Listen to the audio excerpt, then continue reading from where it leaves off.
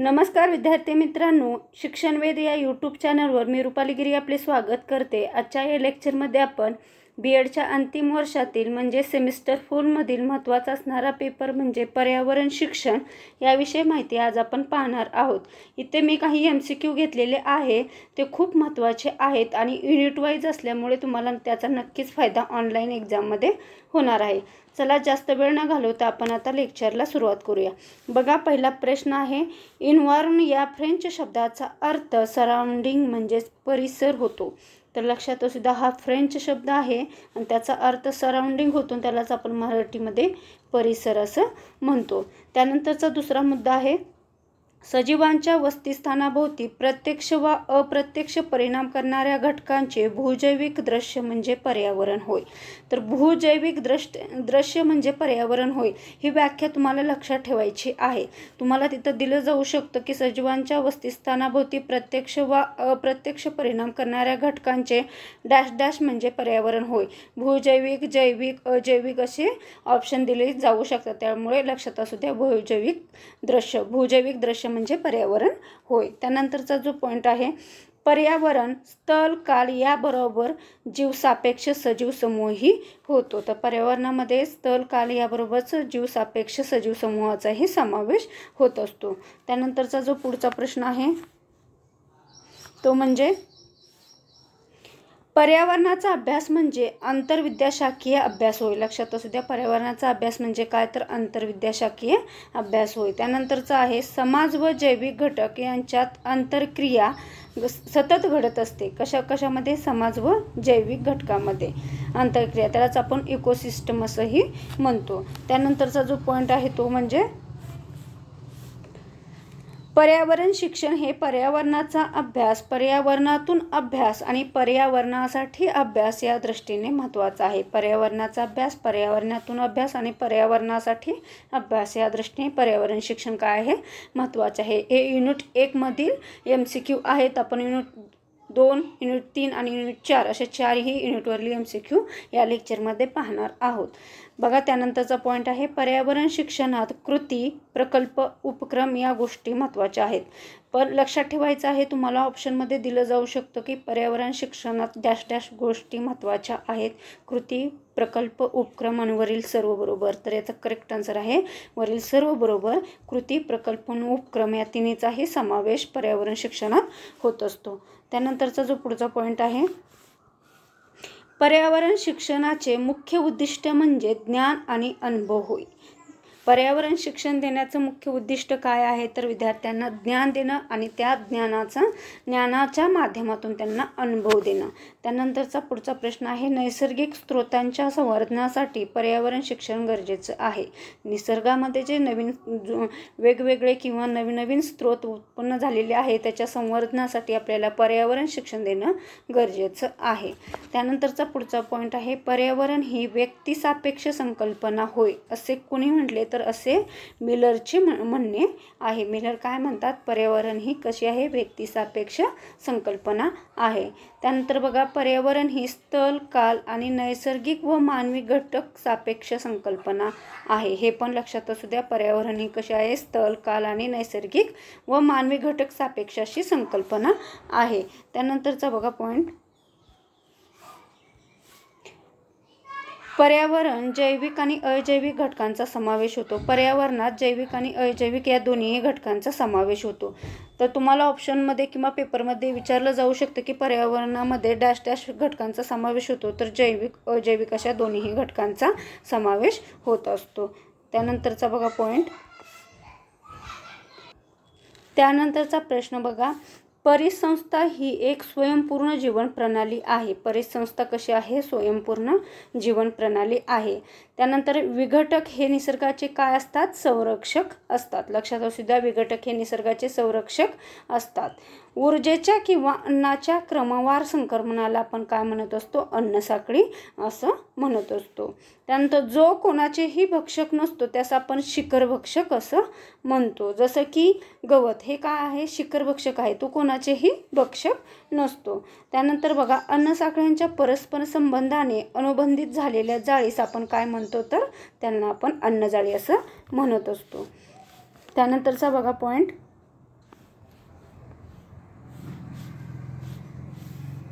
एकाच परिसंस्थेत सजीवांचे असंख्य किंवा एकत्रीकरण म्हणजे आपण जैविक विविधता असणे। एका परिसंस्थेमध्ये अनेक प्रकारचे सजीव राहत असतात किंवा एकत्रित राहत असतात किंवा असंख्य सजीव एकत्रित राहत असतात, त्याला आपण काय म्हणतो, जैविक विविधता असं म्हणत असतो। त्यानंतरचा जो मुद्दा आहे, डॅश डॅश ही मानवनिर्मित परिसंस्था आहे, तर शेती ही मानवनिर्मित परिसंस्था आहे।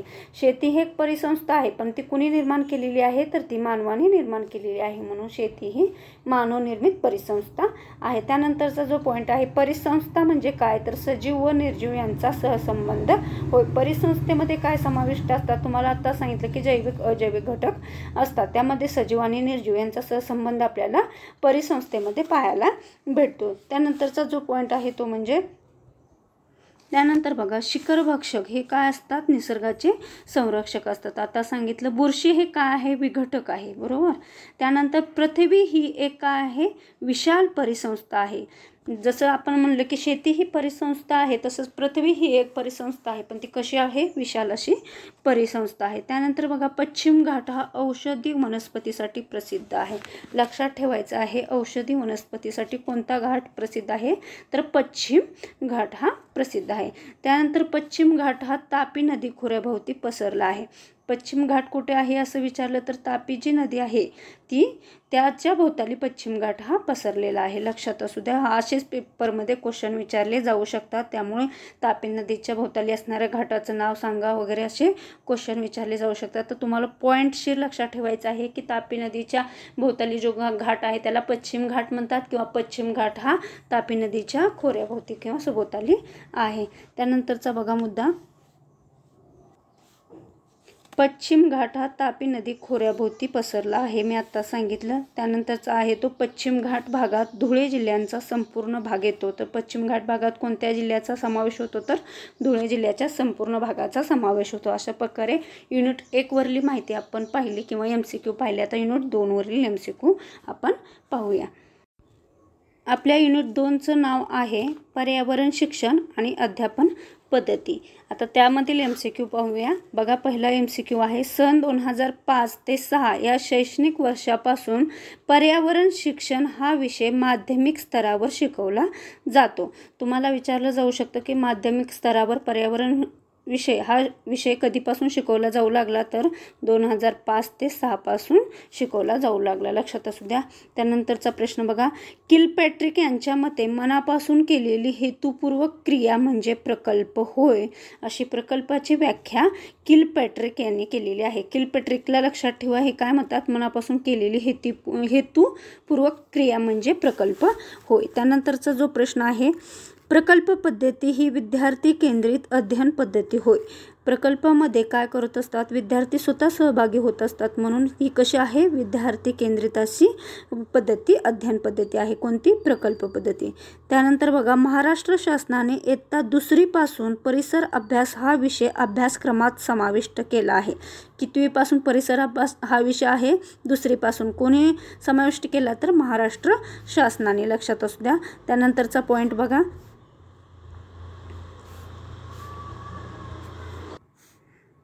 त्यानंतर बघा, महाराष्ट्र शासनाने इयत्ता 2री पासून परिसर अभ्यास हा विषय अभ्यासक्रमात समाविष्ट केला, हे सांगितलं। आता बघा, पर्यावरण शिक्षणाचा मुख्य मूलाधार तत्व म्हणजे समाजात पर्यावरणाविषयी जाणीव जागृती निर्माण करणे।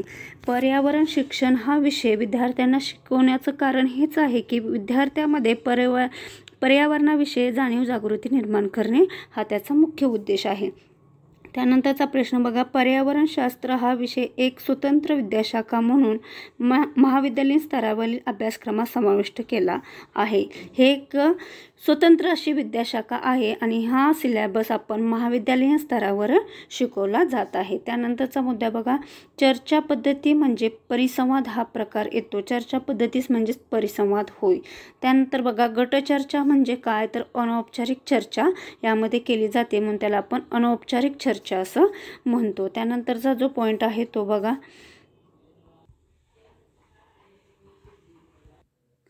चर्चा पद्धतीमध्ये डॅश डॅश हा प्रकार येतो, तर चर्चा पद्धतीमध्ये परिसंवाद हा प्रकार येतो। त्यानंतर बघा, गटचर्चा म्हणजे काय, तर अनौपचारिक चर्चा होय, याला आपण गटचर्चा असं म्हणतो. तर औपचारिक चर्चा ही कशी असते तर पूर्वनियोजित असते. लक्षात असू द्या, औपचारिक पूर्वनियोजित असते, अनौपचारिक पूर्वनियोजित नसते. त्यानंतर परिसंवादात अध्यापनाची संधी विद्यार्थ्यांना उपलब्ध होते. तुम्हाला प्रश्न विचारला जाऊ शकतो की डॅश डॅश या क्रियेमध्ये अध्यापनाची संधी विद्यार्थ्यांना उपलब्ध होते, तर परिसंवादात विद्यार्थ्यांना अध्यापनाची संधी उपलब्ध होते. त्यानंतरचा मुद्दा आहे समस्या निराकरण ही वर्गांतर अध्यापन प्रक्रिया आहे. आणि त्यानंतरचा मुद्दा आहे समस्या निराकरण पद्धतीचे मुख्य वैशिष्ट्य काय आहे तर प्रश्नोत्तर संप्रेषण ही समस्या निराकरण पद्धतीचे आपल्याला मुख्य वैशिष्ट्ये सांगता येईल. यामध्ये काय केलं जातं, प्रश्नोत्तर एकमेकाला विचारून आपल्या समस्या दूर केल्या जातात, म्हणून त्याला समस्या निराकरण पद्धती असंही म्हणतात आणि प्रश्नोत्तर संप्रेषण पद्धती असंही म्हणलं जातं. बघा, त्यानंतरचा पुढचा मुद्दा आहे तो म्हणजे त्यानंतर बघा स्वयंशोधन पद्धतीचे जनक कोण आहे तर डॉक्टर H.E. आर्मस्ट्रॉंग हे स्वयंशोधन पद्धतीचे जनक आहेत. त्यानंतर भाषिक कौशल्यांच्या विकासासाठी स्वयंशोधन पद्धती कशी आहे उपयुक्त ठरते. जसं भाषिक कौशल्य श्रवण वाचन भाषण लेखन हे भाषिक कौशल्याच्या विकासासाठी आपण स्वयंशोधन पद्धतीचा वापर करू शकतो. त्यानंतरचा मुद्दा आहे प्रदूषण म्हणजे सजीव व निर्जीव जैविक व अजैविक घटक यांच्यातील समतोल बिघडणे म्हणजे प्रदूषण होय. प्रदूषणामध्ये काय होतं, सजीव आणि निर्जीव यामध्ये एक समतोल असे घटक असतात आणि त्या घटकामध्येच बिघाड होणे म्हणजे काय तर प्रदूषण होय. त्यानंतरचा पुढचा मुद्दा सुसंघटित रचना बदलणे म्हणजे प्रदूषण होय.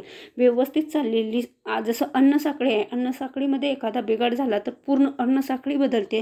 त्याचप्रमाणे हे नैसर्गिक क्रिया किंवा चक्र चालू आहे, त्यामध्ये काही बिघाड झाल्यास आपल्याला प्रदूषण जाणवतं. त्यानंतरचा बघा मुद्दा पोल्युशन हा कसा शब्द आहे, लॅटिन भाषेचा शब्द आहे. लक्षात असू द्या, पोल्युशन हा लॅटिन भाषेचा शब्द आहे आणि पोल्युशन म्हणजेच खराब किंवा घाणेरडे करणे होय. त्यानंतरचा बघा, त्यानंतरचे पॉईंट आहेत.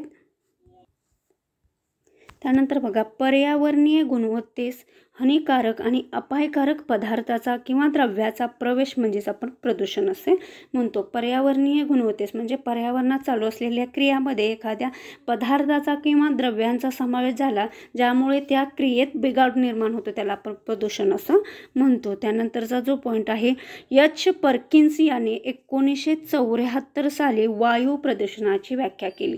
वायू प्रदूषणाची व्याख्या कोणी केली तर H. पर्किन्स यांनी केली आणि ती कधी केली तर 1974 साली.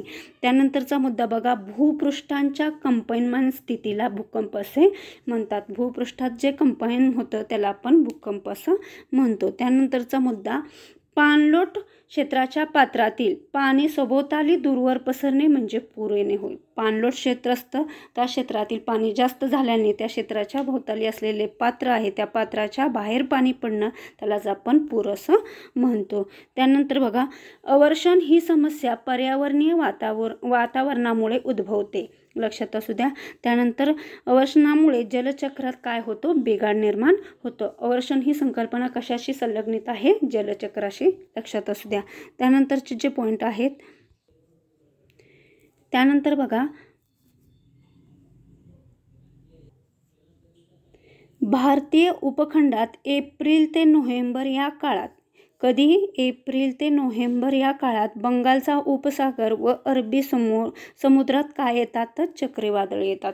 बंगालच्या उपसागरात आणि अरबी समुद्रात एप्रिल आणि नोव्हेंबर या काळामध्ये चक्रीवादळ येत असतात. त्यानंतर बघा, भूमिपात किंवा भूस्खलन, त्याला भूस्खलन असंही म्हणतात किंवा भूमिपात असंही म्हणतात. हे नैसर्गिक आपत्ती आहे. कशी आपत्ती आहे, नैसर्गिक आपत्ती आहे. असं युनिट 2 वरील MCQ आपण पाहिले. आता युनिट 3 वरील MCQ आपण बघूया. घटक 3चं नाव आहे आपल्या पर्यावरणीय समस्यांचे मानवी आरोग्यावर होणारे परिणाम. पर्यावरण काही समस्या असतात त्याचा परिणाम मानवी आरोग्यावर कशा प्रकारे होतो त्याच्यावर आधारित हा घटक आहे आणि त्याच्यावर आधारित हे MCQ आहेत. बघा, पहिला MCQ आहे, सजीवांच्या गतिविधीमुळे हानिकारक ठरतील अशी गंभीर प्रमाणात अपायकारक द्रव्ये हवेत मिसळणे म्हणजे वायू प्रदूषण होय. वायू प्रदूषण म्हणजे नेमकं काय तर सजीवाच्या ज्या गतिविधी आहेत किंवा सजीवाच्या ज्या दैनंदिन क्रिया आहेत त्या क्रियेमध्ये हानिकारक ठरतील अशी जी गंभीर प्रमाणात अपायकारक ठरणारी जी द्रव्ये आहेत ती हवेत मिसळणे म्हणजे त्याला आपण वायू प्रदूषण असं म्हणतो. त्यानंतरचा जो पुढचा मुद्दा आहे तो म्हणजे निसर्गनिर्मित वायू प्रदूषणात अत्यंत गंभीर वायू प्रदूषण म्हणजे ज्वालामुखी होय. हा सगळ्यात गंभीर असा वायू प्रदूषणाचा प्रकार आहे कुठला? ज्वालामुखी. त्यानंतर बघा, प्राणवायू शोषून घेणारी नैसर्गिक आपत्ती म्हणजे ज्वालामुखी होय. आपला जो प्राणवायू आहे किंवा ऑक्सिजन आहे तो शोषून घेणारी सर्वात खतरनाक असं कुठलं प्रदूषण आहे तो ते ज्वालामुखी, आणि ते नैसर्गिक अशी आपत्ती आहे की ती आपलं प्राणवायू शोषून घेते. त्यानंतरचा बघा पुढचा पॉईंट आहे,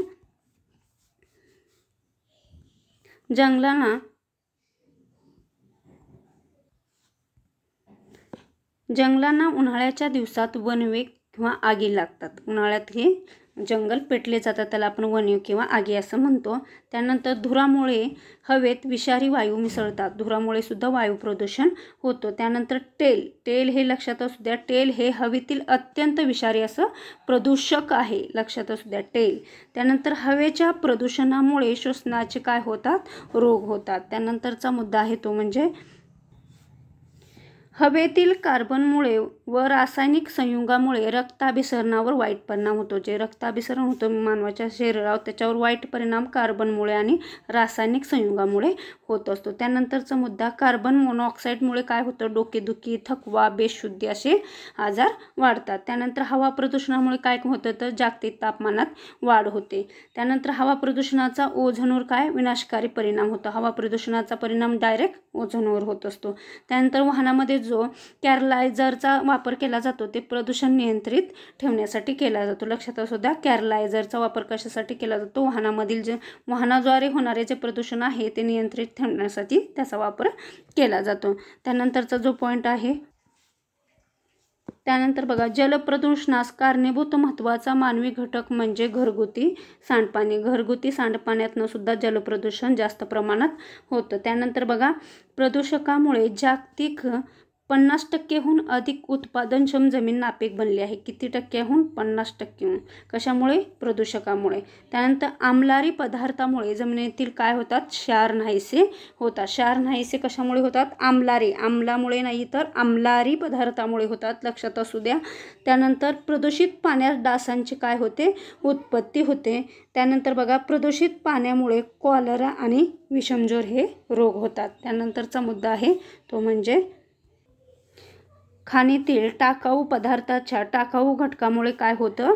तर टाकाऊ घटकामुळे जमिनीची काय होते? धूप होते. त्यानंतर डेसिबल हे काय आहे? लॉगॅथिमिक एकक आहे, लक्षात असू द्या. डेसिबल काय आहे? लॉगॅथिमिक असं एकक आहे. गोंगाट म्हणजे काय? तर ध्वनी प्रदूषण. बडबड हळूहळू जे बोलणं आहे त्याला आपण गोंगाट असं म्हणतो, त्याच्यातून काय होतं? ध्वनी प्रदूषण होतं. त्यानंतर डेसिबल हे काय आहे? ध्वनी मापनाचे प्रचलित एकक आहे. ध्वनी मापनासाठी कुठलं मापन किंवा एकक वापरतात? तर डेसिबल हे. त्यानंतर ध्वनी हा ऊर्जेचा काय आहे? एक प्रकार आहे, ऊर्जेचा प्रकार आहे. त्यानंतर 80 डेसिबल तीव्रता असलेल्या ध्वनीस आपण गोंगाट म्हणतो. गोंगाट ही किती असावा लागतो? 80 डेसिबल एवढी त्याची तीव्रता असावं लागतं, तेव्हाच आपण त्या आवाजाला गोंगाट असं म्हणतो. त्यानंतरचा जो पॉईंट आहे तो म्हणजे सतत गोंगाट ऐकल्यास बहिरेपणा येतो. सारखं गोंगाट 80 डेसिबल इतका आवाज ऐकल्यास आपल्याला बहिरेपणा येण्याची शक्यता असते. त्यानंतर गोंगाटामुळे रोगप्रतिकारशक्ती कमी होते आणि त्यामुळे पटकन आजारपण येतं. गोंगाट ऐकल्याने किंवा सारखं कानावर पडल्याने रोगप्रतिकारशक्तीसुद्धा कमी होते. त्यानंतर बघा, ध्वनी प्रदूषणामुळे काय होतं? अपचन होतं, निद्रानाश होतो, अवयव शिथिलता हे रोगसुद्धा ध्वनी प्रदूषणामुळे उद्भवतात. त्यानंतरचा पॉईंट आहे, अशा प्रकारे आपल्याला युनिट 3 वरील हे MCQ सांगता येतील. आता आपण युनिट 4 वरील MCQ पाहूया. आपल्या युनिट 4चं नाव आहे पर्यावरण व्यवस्थापन. तर पर्यावरण व्यवस्थापनामध्ये असलेले किंवा युनिट 4 मधील असलेले MCQ आहेत बघा. पहिला आहे, ॲपिको चळवळ ही कर्नाटक राज्यात घडून आली. जसं चिपको चळवळ झाली त्याचप्रमाणे ॲपिको ही चळवळ झाली, पण ती कुठे झाली? तर कर्नाटक राज्यात झाली. त्यानंतर बघा, 1983 मध्ये चिपको आंदोलन, जसं मी आता सांगितलं, चिपको आंदोलन कुठं झालं? तर हिमालयात झालं, लक्षात असू द्या. चिपको आंदोलन हिमालयात आणि ॲपिको चळवळ कुठं झाली? तर कर्नाटकात. आणि हिमालयात झालेलं हे चिपको आंदोलन 1983 मध्ये झालं. त्यानंतरचा पॉईंट आहे, केरळ राज्यात शांत खोरे वनक्षेत्र आहे. तुम्हाला पेपरमध्ये हे हमखास प्रश्न विचारला जातो तो की शांतखोरे वनक्षेत्र कुठे आहे, तर ते आहे केरळमध्ये, लक्षात असू द्या. त्यानंतर चिपको आंदोलनाच्या पुरस्कर्त्या कोण होत्या, तर लाल बदुगुणा ह्या चिपको आंदोलनाचे पुरस्कर्ते होते. लक्षात असू द्या, सुंदरलाल बदुगुणा. त्यानंतरचा बघा पुढचा प्रश्न आहे तो म्हणजे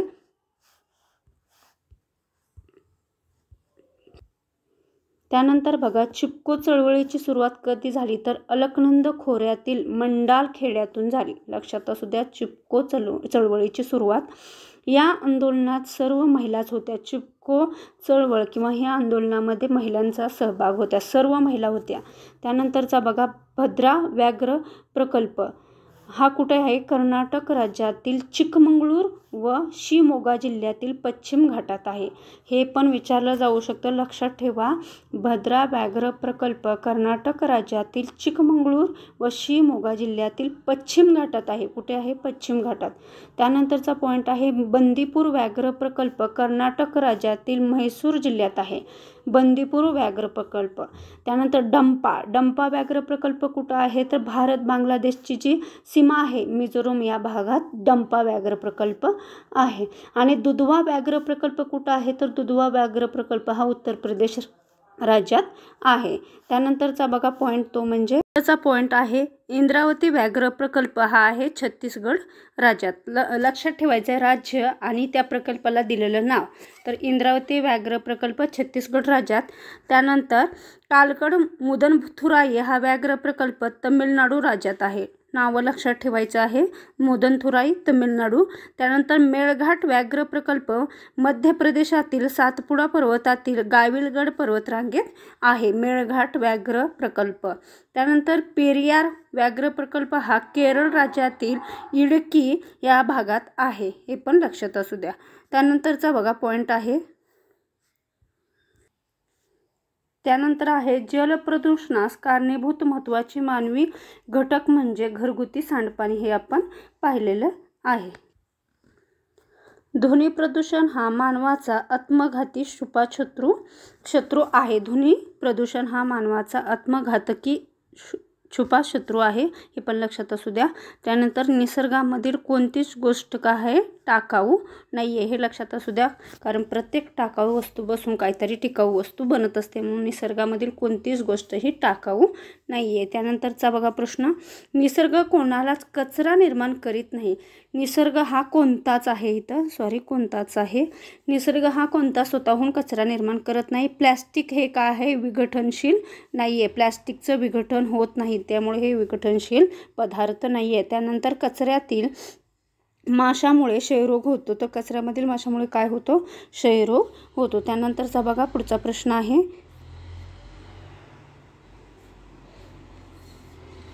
ई कचरा म्हणजे इलेक्ट्रॉनिक बिघाड झालेली उपकरणे होय.